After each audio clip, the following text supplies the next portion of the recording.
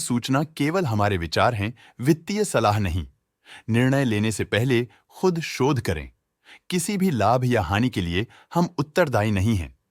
आज हम देख रहे हैं टीटागढ़ रेल सिस्टम्स लिमिटेड के 2024-25 Q3 की consolidated financial performance. Starting with the sales, पिछले क्वार्टर से सेल्स में -14.5% का डिक्रीज हुआ है, मगर कंपनी ने पिछले साल के मुकाबले मार्जिनल सेल्स डिक्लाइन रिपोर्ट किया, around -5.5%। Expenses -13% quarter on quarter decrease हो गए हैं, जो साल भर के -4% के डिक्लाइन के साथ अलाइन करता है। एक्सपेंसेस में डिक्रीज अच्छा है, लेकिन सेल्स में डिक्रीज निराशा की बात है। ऑपरेटिंग प्रॉफिट, जो पिछले साल के कंपैरिजन में -15.5% डाउन हुआ है, quarter on quarter around -25.5% decrease हुआ है। Operating profit margin OPM annual basis पे -1% से डिक्रीज हुआ है और पिछले क्वार्टर के कंपैरिजन में -1.5% से डिक्रीज हुआ है। एक्सेप्शनल आइटम्स को ऐड करके अदर इनकम पिछले क्वार्टर के कंपैरिजन में 110% बढ़ गई, बावजूद इसकी ईयरली ग्रोथ 55% हुई है। इंटरेस्ट एक्सपेंसेस पिछले क्वार्टर से 21% अप हुआ, लेकिन ईयर ओवर ईयर इंक्रीज 15.5% हुआ है।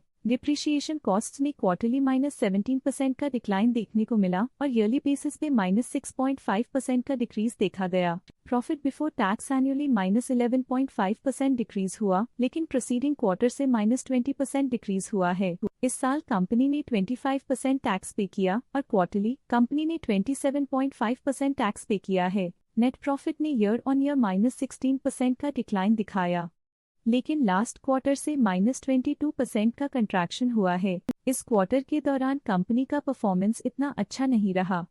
नेगेटिव नेट प्रॉफिट लॉसेस को इंडिकेट करता है। वहीं अगर एनुअल एनालिसिस की बात करें तो साल के दौरान कंपनी का परफॉर्मेंस अच्छा नहीं रहा। नेगेटिव नेट प्रॉफिट का मतलब है कि कंपनी प्रॉफिट के कंपैरिजन में नुकसान उठा रही है। अर्निंग्स पर शेयर EPS में ईयरली -20% का डिक्रीज देखा गया, लेकिन क्वार्टरली में 22% की गिरावट भी नजर आई। इस क्वार्टर में कंपनी का EPS इतना अच्छा नहीं रहा। नेगेटिव प्रॉफिट कमजोर एफिशिएंसी को दिखाता है। टीटागढ़ रेल सिस्टम्स लिमिटेड के फाइनेंशियल स्नैपशॉट को रिव्यू करते हुए कुछ मुख्य ट्रेंड्स सामने आए हैं, जो कंपनी की परफॉर्मेंस पे रोशनी डालते हैं।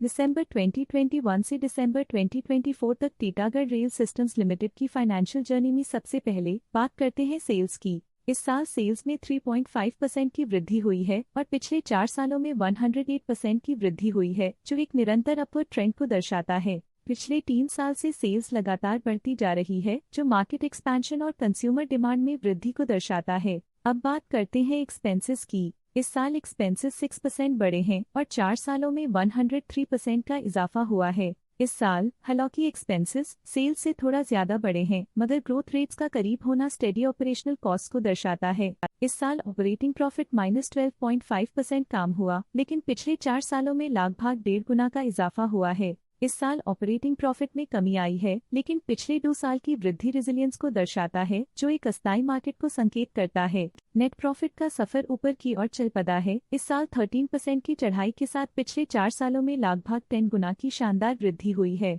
पिछले 3 साल से नेट प्रॉफिट लगातार बढ़ रहा है, जो फाइनेंशियल हेल्थ को मजबूती देते हुए इन्वेस्टर्स का ध्यान आकर्षित करता है। इस साल EPS ने ऊंचाइयों को छुआ है 6% की वृद्धि के साथ, जो पिछले 4 सालों में लगभग 9 गुना की मजबूत वृद्धि पर आधारित है।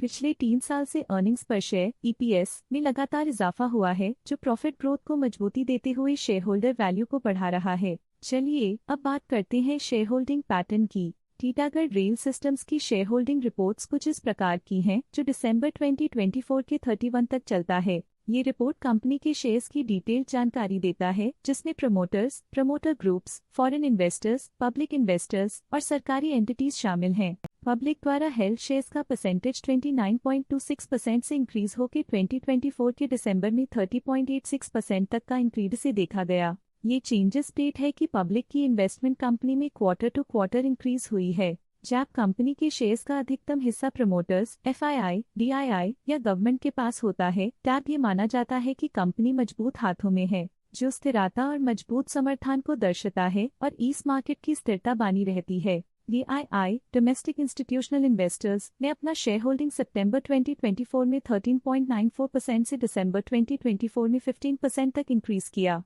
ये बताता है कि डोमेस्टिक इंस्टीट्यूशंस ने कंपनी में अपना इंटरेस्ट 1.06% तक इंक्रीज किया है। फॉरेन इंस्टीट्यूशनल इन्वेस्टर्स के शेयर होल्डिंग में थोड़ा डिक्रीज आया 2024 के सितंबर से 2024 के दिसंबर में, जो दिखाता है कि फॉरेन इंस्टीट्यूशंस ने अपने स्टेक को क्वार्टर टू क्वार्टर -2.66 से डिक्रीज किया है, जिसे पता चलता है कि उन्होंने अपनी इन्वेस्टमेंट्स को पुल बैक किया है। ये था कंपनी का करंट शेयर होल्डिंग पैटर्न। चलिए झांकते हैं इस क्वार्टर की FII डील्स पर जो विशेष रूप से सुर्खियों में रही। 16 अक्टूबर 2024 को Morgan Stanley Asia Singapore private ने 7.6 लाख शेयर्स इन्वेस्ट किया 1120 रुपीस पर यूनिट के हिसाब से, जिसका टोटल 85.5 करोड़ था। 16 अक्टूबर 2024 को small cap world fund incorporated ने 7.9 लाख शेयर्स पोर्टफोलियो से हटा दिए 1120.12 रुपीस पर यूनिट के हिसाब से, जिसका टोटल 88.6 करोड़ था। तो ये थी इस क्वार्टर की कुछ सर्वाधिक चर्चित FII डील्स जो दिखाती है बाजार के नए रुझान। आज के लिए फाइनेंशियल सेक्टर में इतना ही। देखने के लिए धन्यवाद। स्टॉक लेटेस्ट न्यूज अपडेट के लिए चैनल को सब्सक्राइब करें और वीडियो को लाइक एंड शेयर करें।